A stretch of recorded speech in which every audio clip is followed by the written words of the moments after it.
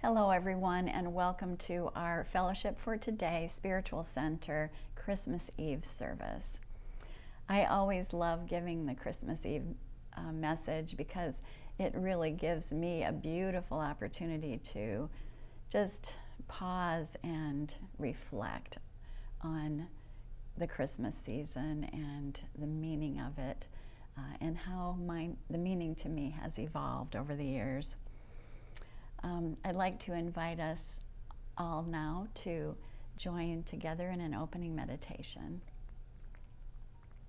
So please close your eyes, and I invite you to put your hand on your heart. Let's do a couple deep breaths together. In breath and a relaxing out breath.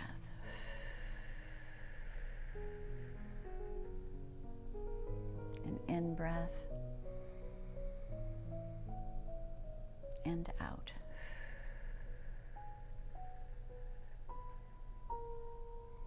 And leaving the busyness of the season, of the worldly celebration of Christmas, we turn within and we bring our full attention to the one divine presence, eternal spirit, the one power and presence that surrounds us and moves through us as us into this world. We are co-creators with the powerful force of love in the universe, witness to creation as it unfolds.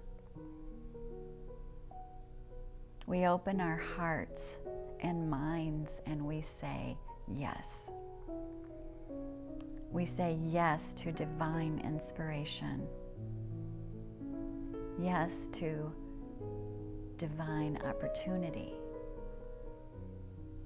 And yes to the willingness to take love-inspired action. Loving openly and generously with kindness and compassion as our first thought and constant practice. As we open our hearts to the heaven within, we are born anew. Through each of us, the light of divine love illuminates the world with peace, joy, and love. And together we say, all is well, and so it is. Thank you so much. Thank you. The reading today is from a letter that Ernest Holmes wrote, who is the author of Science of Mind, in December of 1927. He wrote, Jesus thought of the Spirit as being personal to him, as directly responding to and being aware of man's approach to it. He located the kingdom of heaven within himself. This was a different concept from that of the teachers who preceded him, and quite different from those who followed him. For nearly all taught that God was a mandatory power sitting somewhere in the vastness of space, governing the world with rod of iron and rule of law. But Jesus located God in his own soul, and so complete was his realization that he was unable to find a place where his own being began and God's left off, or where the being of God began and his being ceased.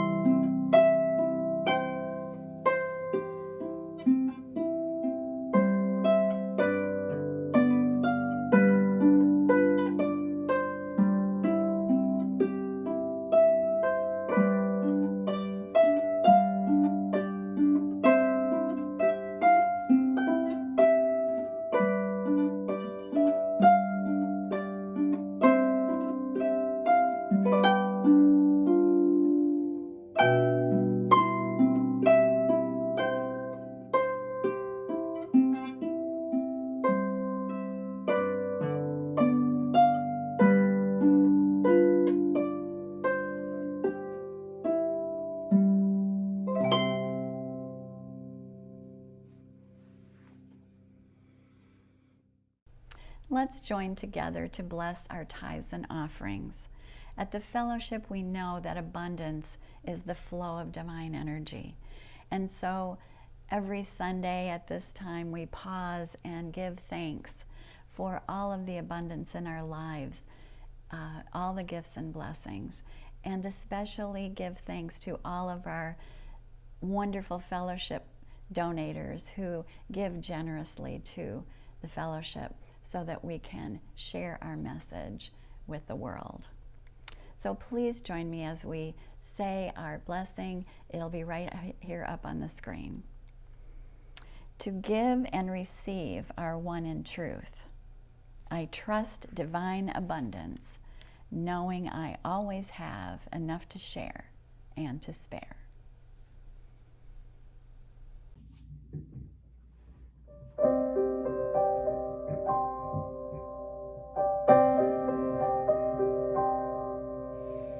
each winter as the years grow older, we each grow older too.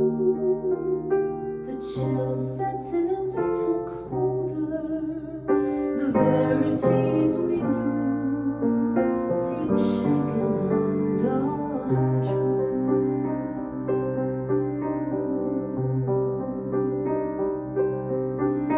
When race and class cry out for treason, when sirens call for war, they overshout the voice of reason and scream till we ignore what we held dear before.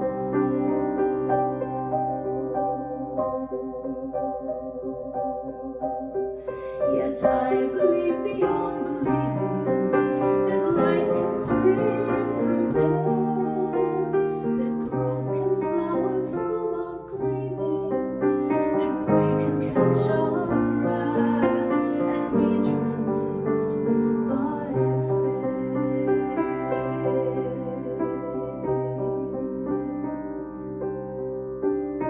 So even as the sun is turning to journey to the north, the living flame in secret burning can kindle on the earth and bring God's love to birth.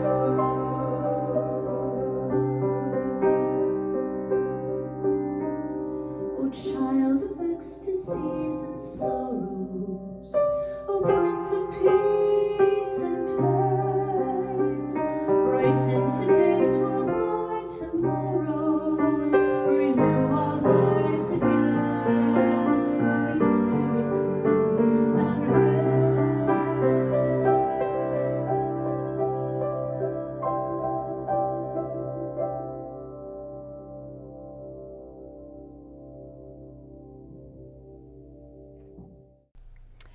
Well, here we are on Christmas Eve, all together, our spiritual community, joining together to reflect and celebrate Christmas Eve and Christmas Day, the birth of love. It's always interesting to me to remember that prior to the 13th century, the great Christian feast was Easter, and all of the attention was put on Easter and that Holy Week leading up to the resurrection.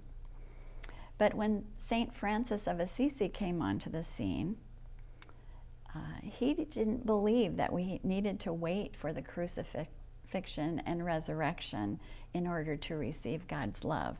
He believed that we had love from the very beginning. We have love from the very beginning. And that is redemption in and of itself. So he's the one who really popularized Christmas.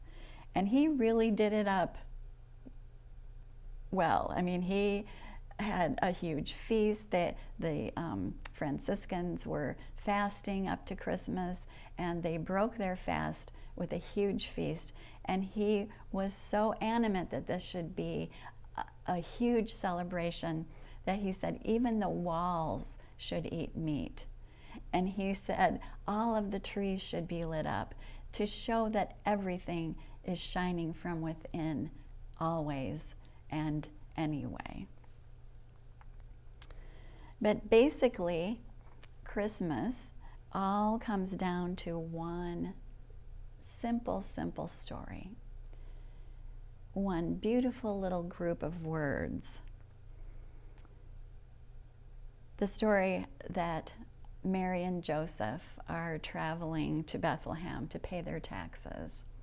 And Mary is very late in her pregnancy. And when they get to the inn, because so many people had traveled to Bethlehem to pay their taxes as well, there was no room. And they were directed to the stable. And it was in that stable, surrounded by animals, and in the straw that Mary gave birth to Jesus, laid him in the manger. And that was the Christmas story. The shepherds came, the wise men found their way to this little stable by following the Christmas star. And how many times have we heard this story over our lifetimes? It is very interesting to consider the evolution of our own understanding of this story throughout our lives. If you grew up in a Christian church of any denomination, you were likely taught this Christmas story at a very young age. I know I was in the Methodist Church. And even if you didn't attend regularly, you saw the nativity scene everywhere. It was in front of churches. It was even in front of public buildings when I was growing up. And Christmas carols were sung, recounting this story of the birth of Jesus. I remember singing in elementary school, in my public school, with choir robes on and candles, coming in singing "O Little Town of Bethlehem." So it was something that at least my generation grew up with, and it was everywhere at Christmas time. But the focus for me as well, into my adulthood, was still Jesus, the one special miracle, the one and only child of God. But we all, you and I, found our way to new thought. We found our way to a new way of looking at these few beautiful words. Many still see it as a small story, a very literal story, and many keep trying to prove that that's true, and they stay in this little small world of the Christmas story as it's literally read. But those who have opened their minds to being willing to see more in those words have come to see it as a door, a window to universal truths, a catalyst for the evolution of consciousness. As we find our way to these teachings that show us more, point to more, deeper ways of interpreting this Christmas story, we are able to see ourselves. And I love this notion of coming back around. We come back around every year to something that we thought we understood. And if we allow ourselves to, we can now see deeper truths. So in New Thought, they say we're open at the top. And before I had even heard of that concept, open at the top, I was willing to find the deeper meanings in these words. And now I view them as a doorway to a universal truth. It's the welcoming of divine love, forever being born, every moment, through everyone and everything. Advent itself is a preparation for the new birth, and we are always preparing ourselves. We are in an eternal Advent, an eternal perpetual Advent, waiting to see, watching Spirit revealing itself through us and through matter. James Finley, who is a faculty member of the Center for Action and Contemplation, sees this beautiful lesson. He talks about there being no room in the inn as being an important lesson for him. And what it means to him is that even though there was no room in the inn, that didn't stop God or divine love, whatever word you want to use, whatever's dear, close to your heart, from being born into this world anyway. He says, no matter how closed and filled up we are with the complexities of this material world, the distractions of it,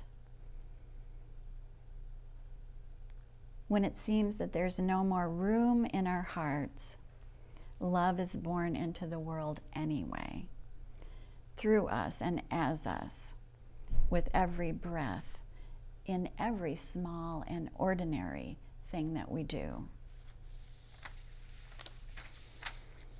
But to discover this, we must find our way back through the darkness, back to the stable, to our childlike innocence, to the God-given nature of who we are. And this is that wonderful, miraculous shift of perception. He tells this really sweet story about when he was very, very small.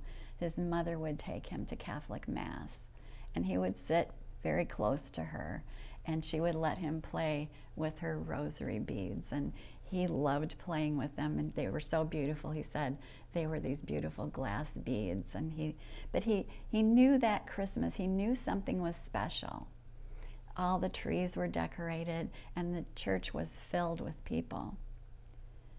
And all of a sudden, he heard a baby cry from somewhere in the sanctuary.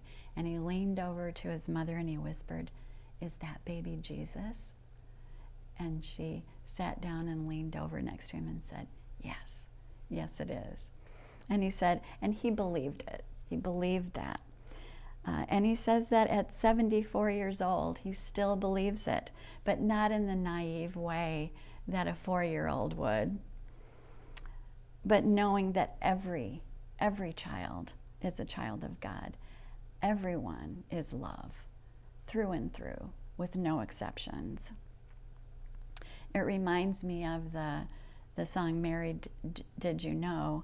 The line that says, "Mary, did you know that when you kiss your baby, you kiss the face of God?" And that always brings tears to my eyes, because I think of kissing the faces of my own daughters. But just looking into the eyes of any of our fellow humans, touching their hands, giving them a hug, we touch divinity. And that's such an important remembrance at Christmas. So at Christmas, it's just a continuous awakening to the birth of our awareness of the divine in our hearts. Always there. We're waking up our awareness of it. So let this Christmas be a celebration of that, and a real reappreciation of the divinity of everything. So are we done? Is our understanding complete? Is there nothing more to be revealed through this beautiful, simple Christmas story? Well, I don't know. I remain open at the top and willing to see new revelations and deeper meanings. Thank you so much for joining us this afternoon. Thank you for bringing your full, loving presence to this time that we shared together, a reflection of Christmas Eve and the birth of love into our lives and into this world. And I really would like to thank Linda Abar for her beautiful songs, and Mary Ann Larzalier for her harp music, something so different and wonderful that she brought to the fellowship this year. And to conclude, I want to wish all of you a warm and beautiful Christmas. And as we look forward into the new year, let us keep our minds and our hearts open and remember that only love dwells within. And let's carry that into the new year and make it a really peaceful, joyful, and loving one.